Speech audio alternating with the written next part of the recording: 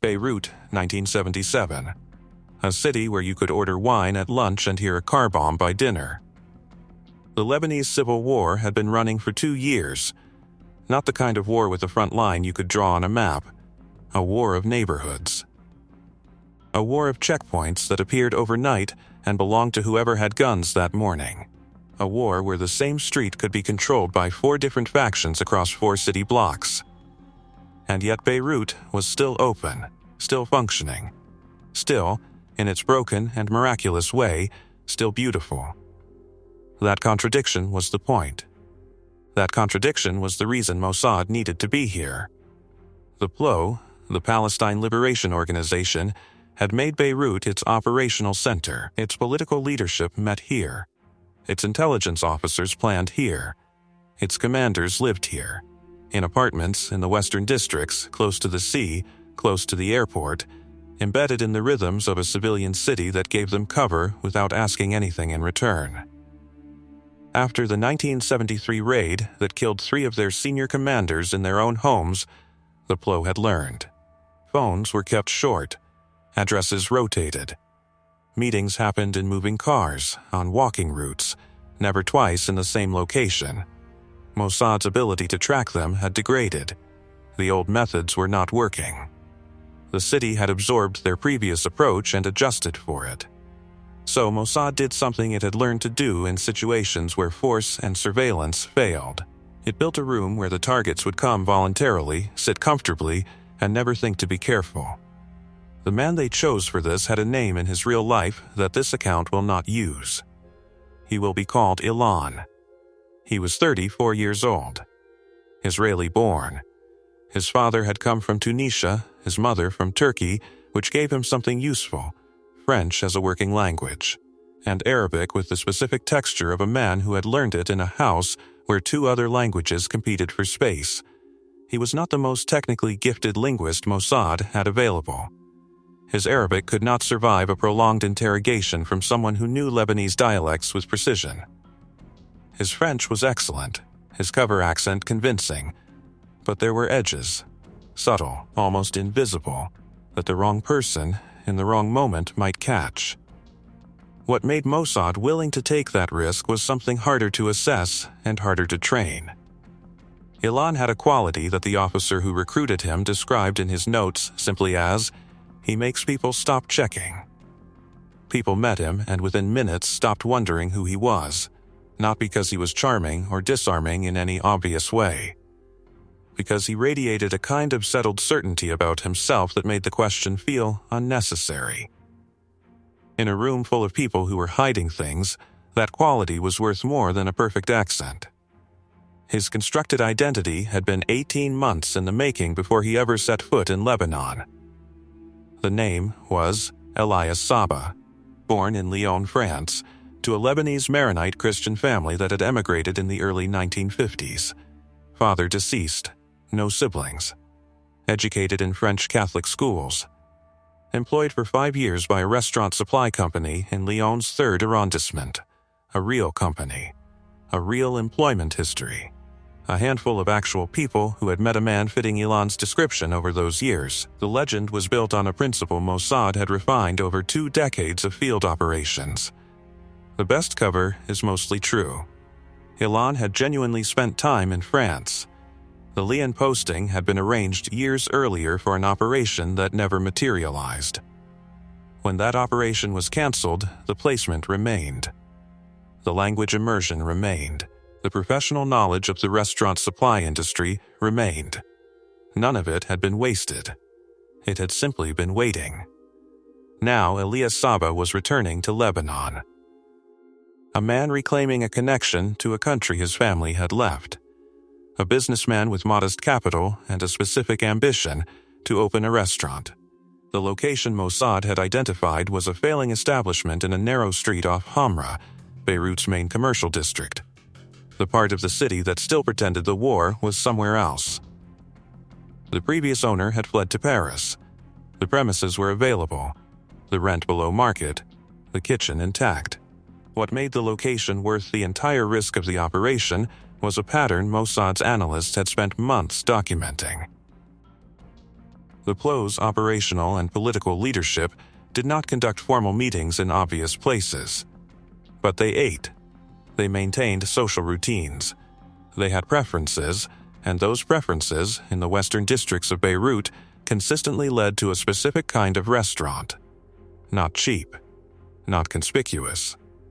Mid-range, good Lebanese food, low profile enough to feel safe, with the kind of private corner tables that allowed a conversation to remain a conversation. The Cedar Room, the name Elias Saba would give his restaurant, would be exactly that place. Not a trap that looked like a restaurant. A restaurant genuinely excellent that happened to be run by a Mossad officer. There was a problem that the operational plan did not fully solve. Ilan could hold a cover. He could remember a legend under sustained pressure. He could read a room with the trained precision of an intelligence officer who had spent years learning to watch people who did not know they were being watched. He could not run a kitchen. He could not manage a Lebanese supply chain, negotiate with local vendors, handle the daily human texture of a restaurant that needed to actually work, that needed good food arriving on time, staff who showed up, customers who came back and brought others. For the Cedar Room to serve its purpose, it had to be real. A restaurant that was mediocre, inconsistent, or visibly amateur would not attract the clientele Mossad needed. It would not attract any clientele at all. Ilan needed a partner, and the partner he was given, through a channel that felt, at the time, like a clean solution, would become the most unresolved question in the entire operation. Her name for this account is Nadia. She was Lebanese. Maronite Christian, 31. Born in the Bekaa Valley and raised in Beirut. Her family had survived the first 2 years of the Civil War through a strategy that could be described as principled flexibility. They were useful to everyone, committed to no one. She had worked in hospitality since she was 19. She had managed the front of house at 2 Beirut restaurants before the fighting swallowed them both. She knew the supply networks, the staff pools, the specific social choreography of a Beirut dining room that needed to feel safe to people who were never fully safe anywhere. She was introduced to Elias Saba through a mutual contact, a Lebanese businessman who was, without her knowledge, a long-standing Mossad asset. The introduction was framed simply: a returning expatriate with capital, looking for a local partner who knew the city. Nadia asked reasonable questions. She received reasonable answers. The legend held. She did not know she was walking into an intelligence operation. She believed she had found a competent business partner with money, a plan, and a gap in his knowledge that her experience could fill. She was right about all of that. She was only wrong about one thing: what nobody at Mossad fully accounted for, what no assessment in the preparatory file addressed, was the specific quality that made Nadia so valuable to the operation. She noticed things.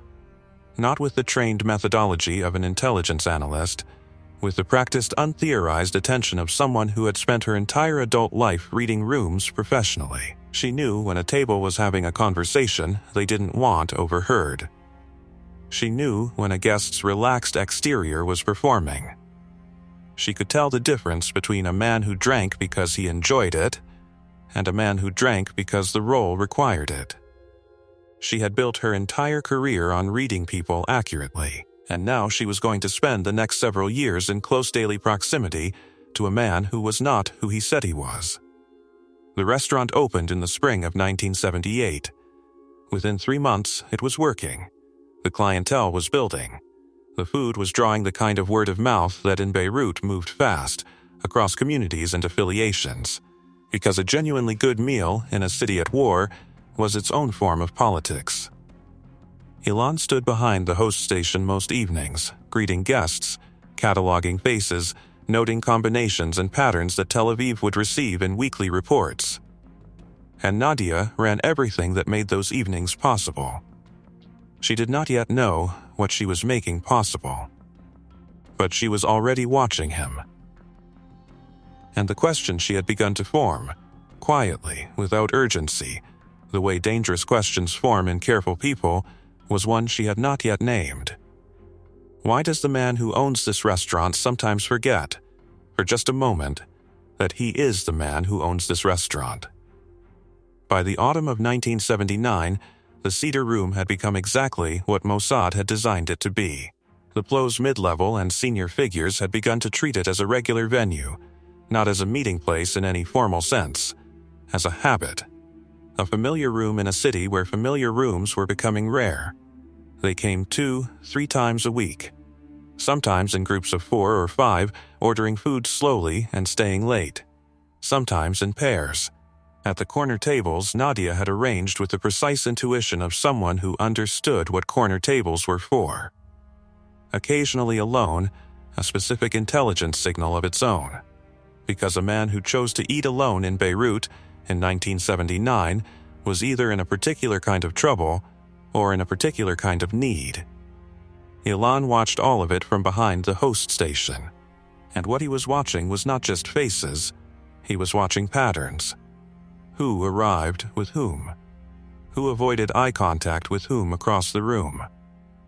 Which combinations repeated, and which combinations appeared only once, a single appearance often meaning more than a dozen returns, because it suggested a meeting considered too sensitive to risk repeating in any fixed location.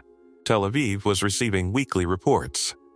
The station chief in Beirut described the product in a cable that has since been partially referenced in Israeli intelligence histories without attribution, consistent, granular human intelligence on Plow informal networks at a depth that signals collection alone could not replicate. The operation was succeeding, and that success was creating a problem no one had planned for. When an operation succeeds, the people running it from headquarters do not want it to end.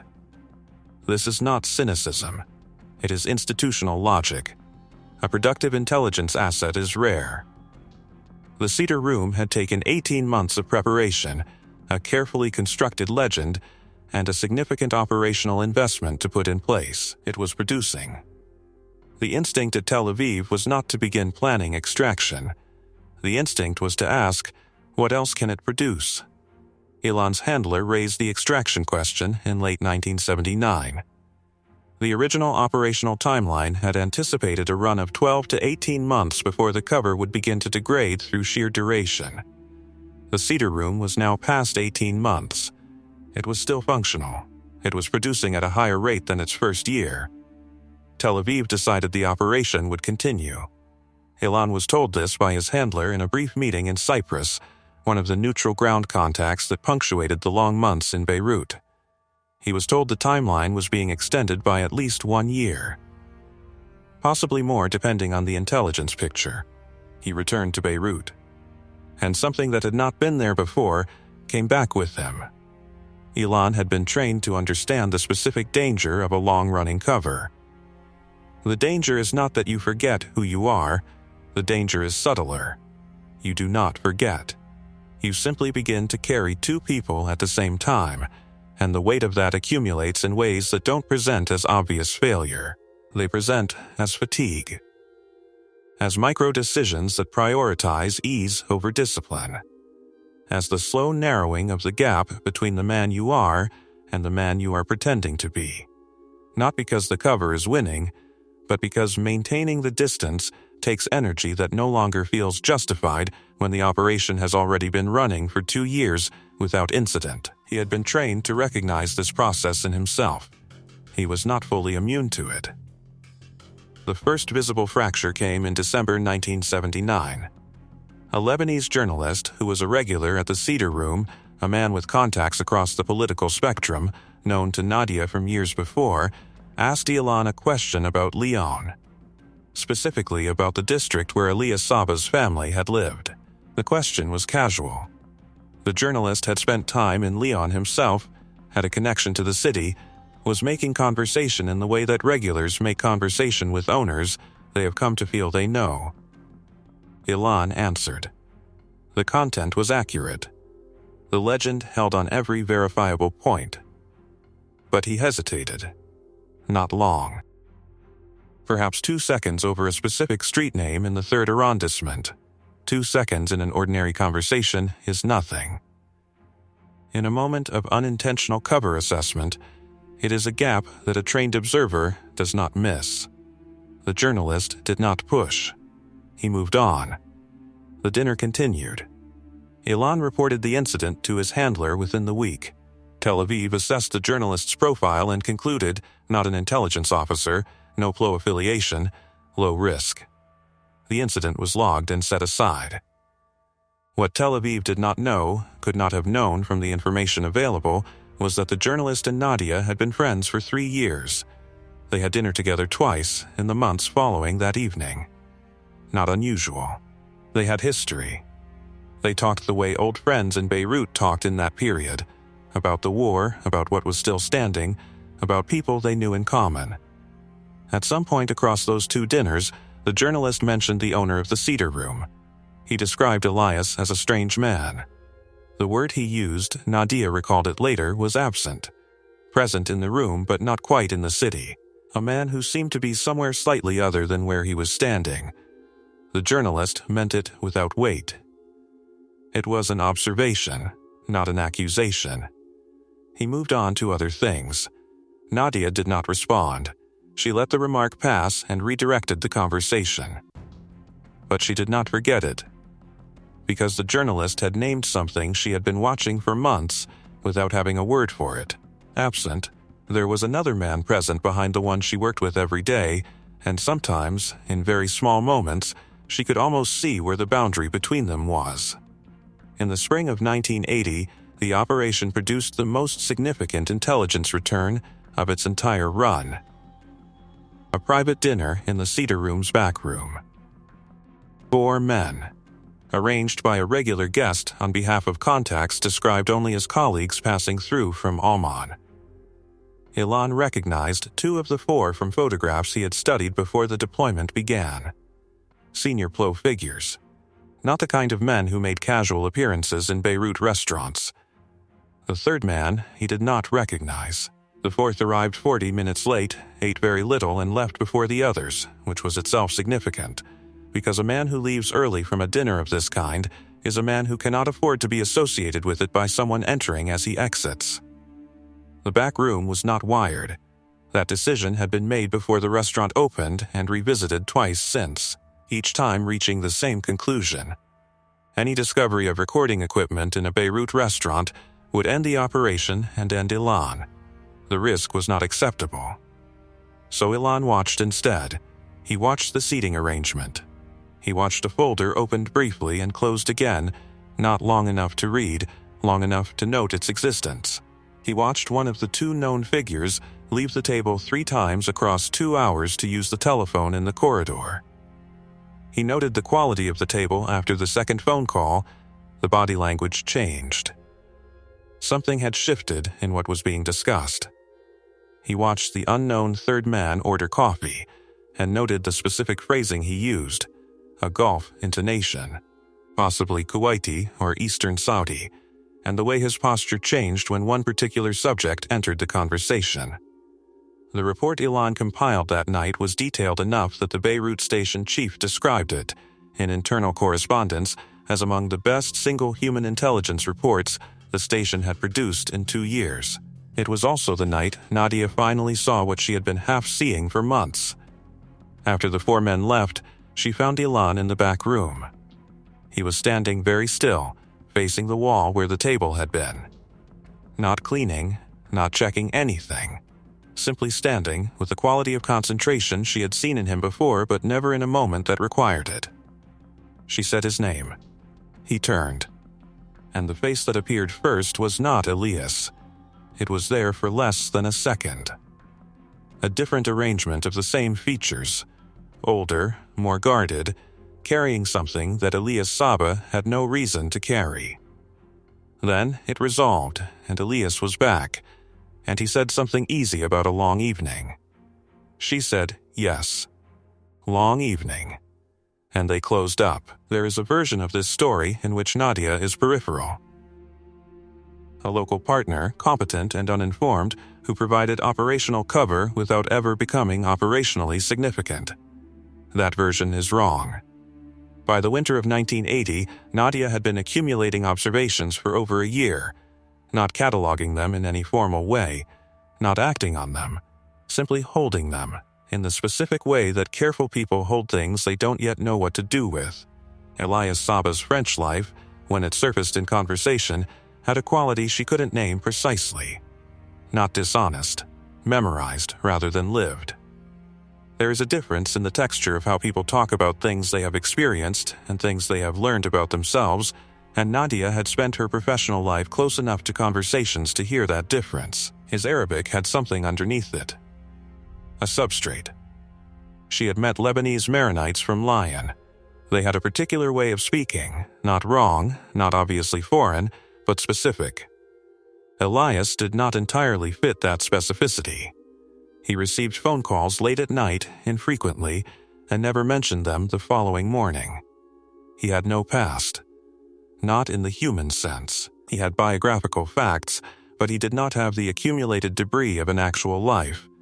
The minor embarrassments, the old grievances, the people you mention without thinking, because they have been part of your life for decades. Elias had facts. He did not have texture. None of it pointed clearly to anything. But Nadia was not looking for clarity. She was doing something more dangerous. She was deciding what to do with what she knew. In February 1981, Ilan's handler flew into Cyprus for an unscheduled meeting. The trigger was a report from a separate Mossad asset in Beirut, not connected to the Cedar Room operation, that a close security officer had begun making inquiries about businesses in the Hamra district with non-Lebanese ownership. Not specifically about the Cedar Room, a general sweep.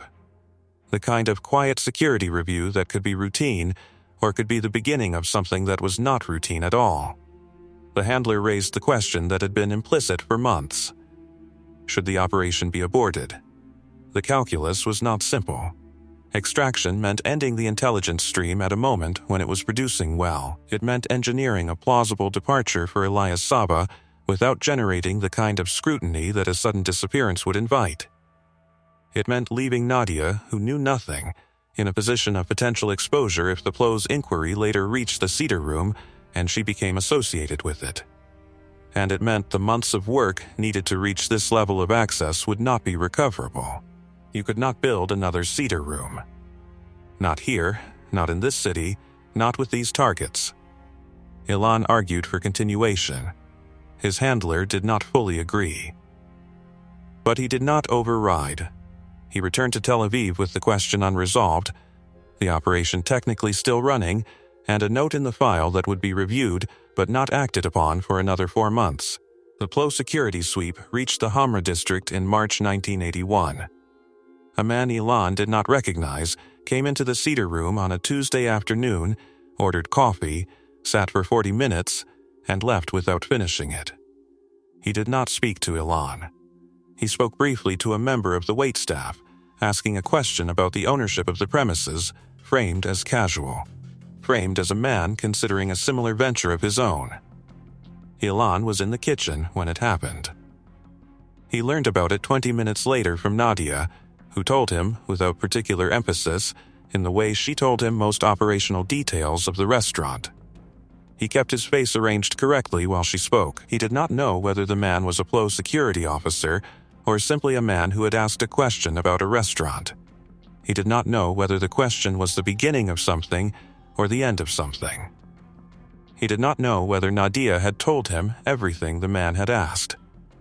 And he could not, without breaking the cover entirely, ask her. The Plo security man came back, not the following week, not in any way that suggested urgency or pattern.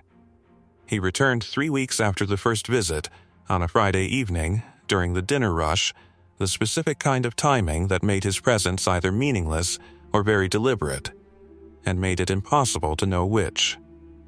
He sat at a table near the door. He ordered food this time. He ate slowly, with the particular quality of attention that belongs to a man who is not thinking about what he is eating. Ilan greeted him the way he greeted every guest, warmly, briefly, without lingering. The way Elias Saba would greet a man he did not know.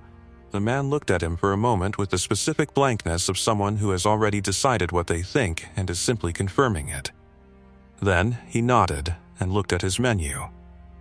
Ilan went back to the host station and stood with his hands on the wooden surface and felt, for the first time in 3 years, the precise specific fear that the operation had been designed to defer indefinitely. He filed a report that night. Tel Aviv's response came back within 48 hours, which was itself unusual. The standard cycle for non-urgent traffic was 4 to 6 days. The assessment was cautious in the specific way that institutional caution presents when no one wants to make the call. The security man's visits were noted. The flow sweep was acknowledged. The recommendation was to maintain normal operations while heightening observation of any further anomalies.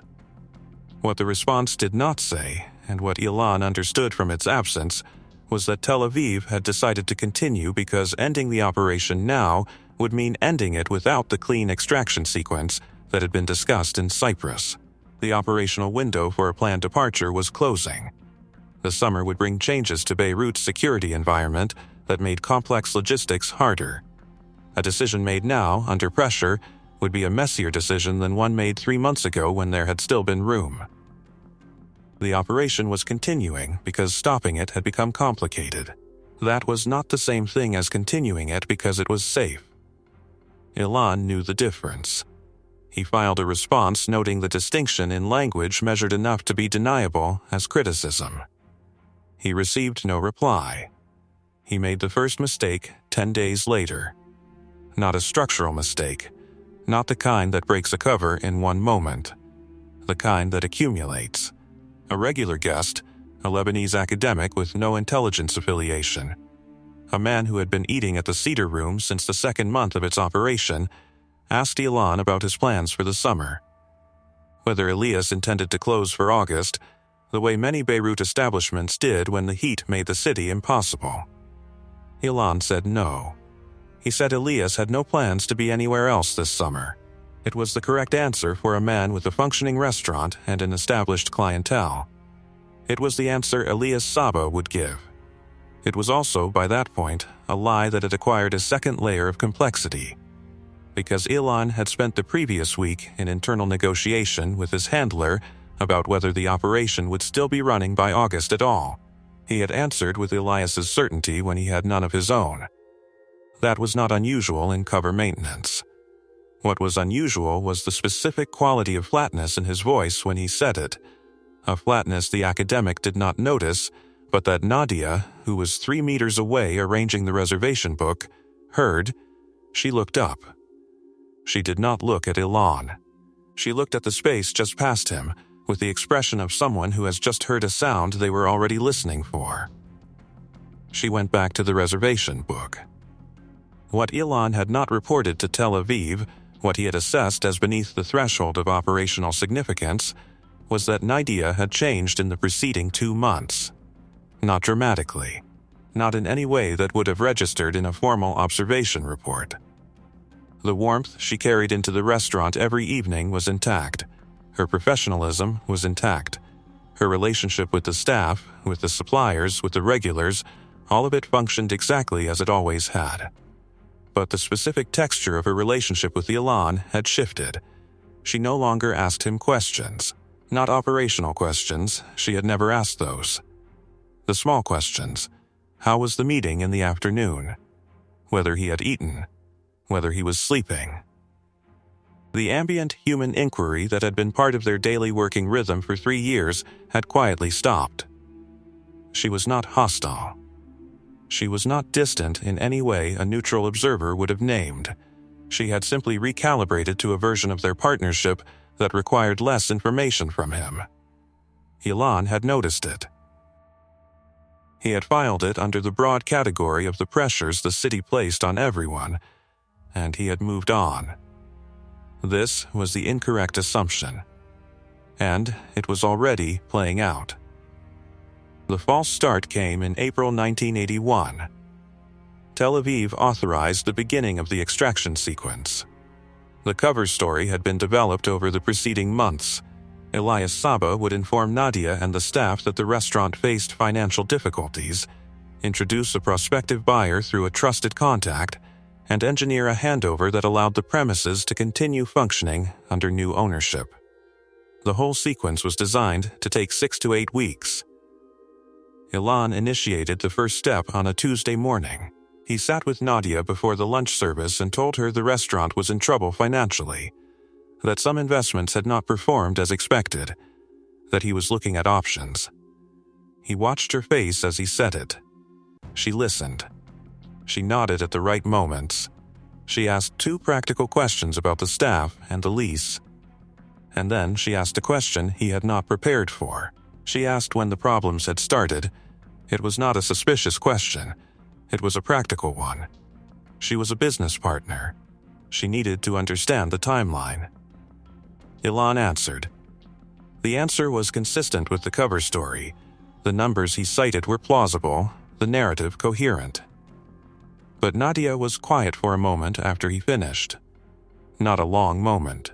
5 seconds, perhaps. Then she said, "That is not what I have seen in the accounts." She was right. The Cedar Room was not failing. It was doing well enough that a fabricated financial crisis required a level of accounting manipulation that had not been fully worked through before the extraction sequence was authorized. Ilan had 3 seconds to decide whether to press forward with a false narrative or acknowledge a discrepancy that had no clean explanation. He pressed forward. He told her the accounts she had seen were not the complete picture, that there were external liabilities she had not been brought into. He said it with the specific calm of a man who has decided that the cover holds because the cover must hold, not because the ground beneath it is solid. Nadia looked at him for a moment. Then she said, "All right." 2 words. Flat. Not hostile. Not disbelieving.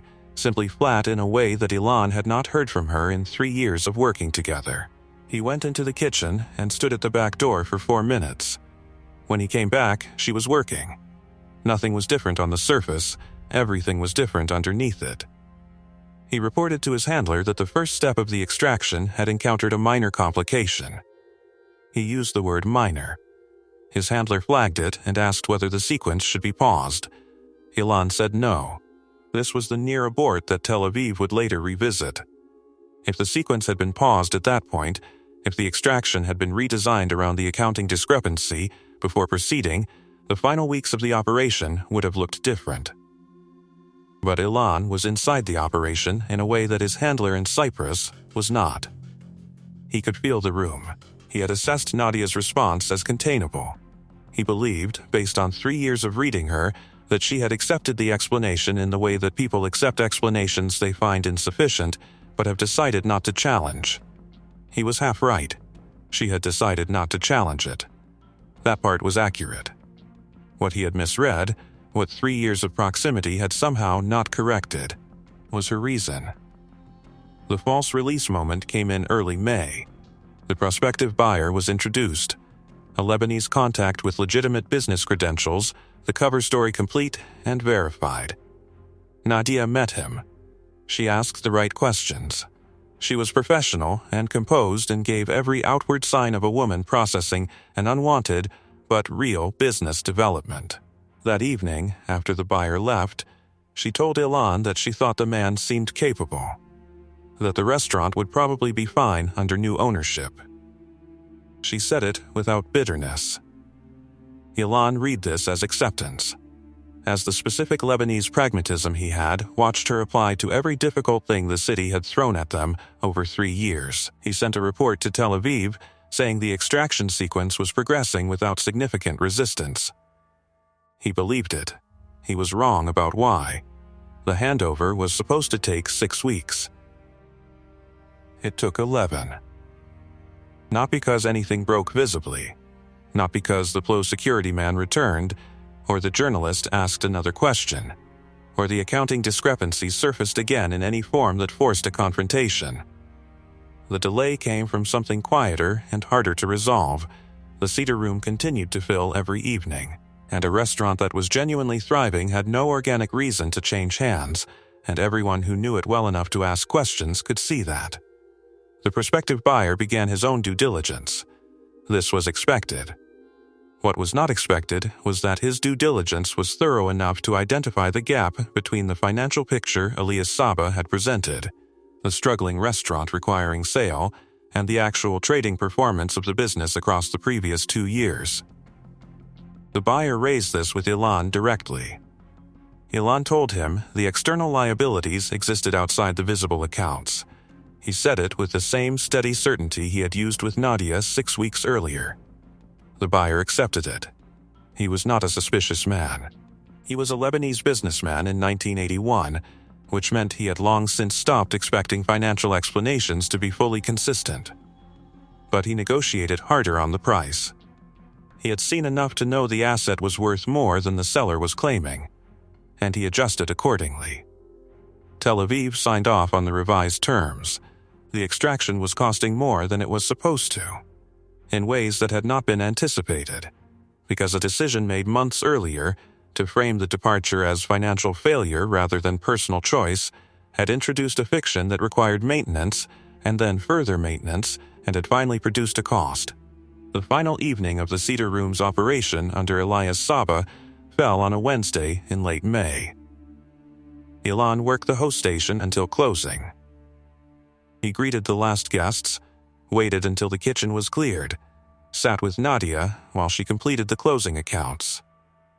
They had done this hundreds of times across 3 years. The rhythm of it was so established it required no attention, which meant that the attention was available for other things. Nadia worked through the figures without looking up. Ilan watched her and understood, with the clarity that sometimes comes too late, that she had not believed the financial story. Not then. Not now. She had accepted it the way you accept a thing when you have decided that the alternative to acceptance is a question you cannot safely ask. He did not say this. There was no version of saying it that did not require him to say everything else.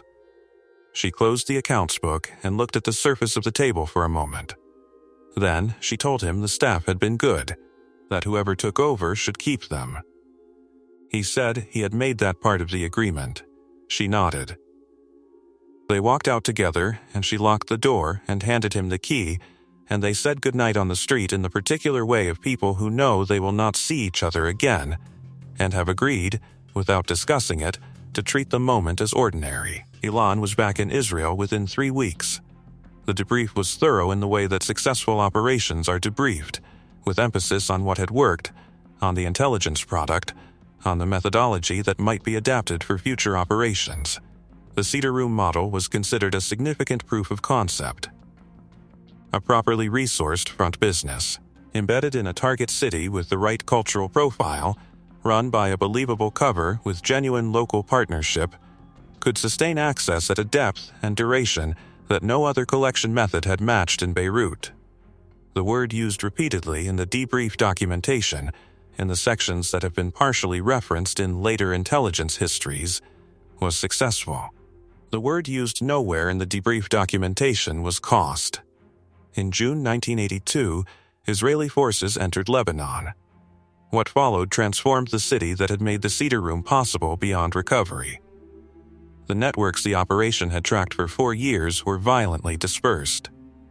The closed Beirut infrastructure, the informal social world that the restaurant had given Mossad a window into, was dismantled not by intelligence work, but by military force. In one sense, this made the Cedar Room's contribution difficult to evaluate. The intelligence it had produced was absorbed into a strategic picture that was then overtaken by events of a different order entirely. In another sense, the timing clarified something important. The Cedar Room had been built for a Beirut that was already ending. The city's particular permissiveness, the cosmopolitan chaos that allowed a Lebanese-French businessman to open a restaurant in Hamra and have flow commanders eat there within 18 months, was a product of a specific historical moment. That moment had been running out before the operation concluded. The intelligence the Cedar Room produced in its final year, the most productive year of the operation, was generated inside a window that was closing regardless of what Mossad did or did not do. The extraction, when it came, was extraction from a city already in the process of becoming something the operation could not have survived. This did not make the operation's success less real. It made the success less legible than the debrief documents suggested. The low security man, the figure whose 2 visits had triggered the near abort and the false start, was identified 18 months after the Cedar Room closed. He was not a senior intelligence officer. He had been conducting the Hamra sweep in a relatively routine capacity, as part of a broader PLO effort to map foreign commercial activity in the western districts following the 1981 assassination of a senior PLO figure in Paris. He had visited the Cedar Room twice. He had written a brief assessment. His assessment had noted the owner as a Lebanese expatriate with a plausible history and a well-run business, and had recommended no further inquiry. The operation had not been detected. The near abort had been triggered by a risk that was real but not as acute as Ilan's assessment at the time had suggested. This was not reassuring in the way it might have appeared. It meant the decision to continue the operation in the face of apparent risk had been validated, which meant the next case officer in the next operation would carry the lesson that continuing under pressure had worked, without carrying the full weight of how close the judgment call had been. The Cedar Room became, in the internal culture of the stations that knew about it, a model, not a cautionary example, a model. That institutionalized lesson that a well-constructed front business could survive pressure through continuity rather than withdrawal would shape how similar operations were conceptualized in the years that followed. Whether it should have was a question the debrief did not ask. Nadia rebuilt. This is not the same as saying she recovered, because recovery implies a return to something prior, and there was nothing to return to. The Cedar Room was gone. The clientele she had cultivated, the supplier relationships she had developed, the particular professional reputation she had built through 3 years of running a genuinely excellent restaurant. All of it was attached to a business that now belonged to someone else, in a building that the following year would sit inside a city under military occupation. She found work. She continued in hospitality. By the middle of the decade, she had established herself again in a different part of the industry, in a form that required less investment in any single place. She had learned, at a cost she had not agreed to pay, the specific lesson that Beirut had been teaching everyone around her for a decade: do not build anything you cannot walk away from. She never knew what she had been part of. This is not a comfort.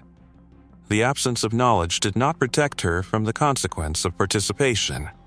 It only meant she could not place the loss accurately. She knew something had been taken. She could not name what, or by whom, or why. Ilan returned to operational work within a year. The formal record does not show what that work was. What the available accounts suggest, in the aggregated testimony of people who worked with long-duration cover officers in that period, not Ilan specifically, is that the return is never entirely a return. 4 years as another man does not resolve cleanly.